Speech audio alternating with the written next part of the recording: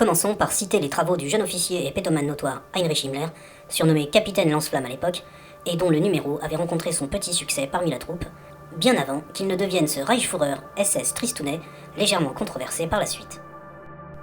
Celui-ci avait simplement observé que la flamme bleue de sa cuisinière pouvait être soit du gaz en combustion venant d'un four immense fabriqué par des ouvriers consciencieux et libéré du joug des syndicats socialo-communistes, soit du gaz naturel formé directement dans la terre de ses glorieux ancêtres, ou bien directement dans son cul.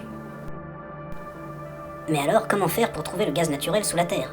Me demanderez-vous, à coup sûr, effrontément. De quel trou fumant, de quel puits sans fond arrive-t-on à l'extraire ? Rien de bien compliqué. On effectue tout simplement des forages en employant des ouvriers spécialisés, appelés des forains.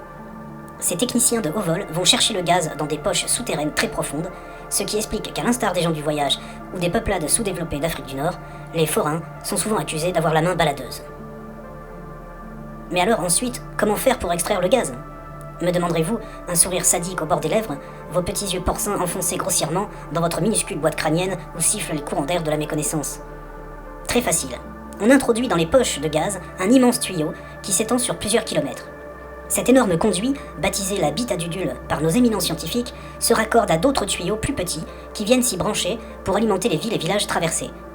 Le gaz est stocké dans de très grands réservoirs, d'où partent d'autres tuyaux qui vont alimenter les rues et les maisons de nos ouvriers consciencieux et libérés du joug du grand capital, aux ordres de qui vous savez trop bien.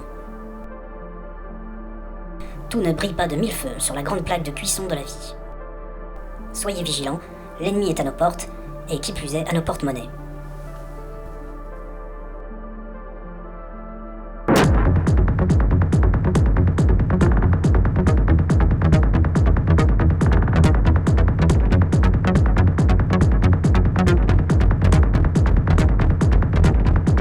Three, two, one.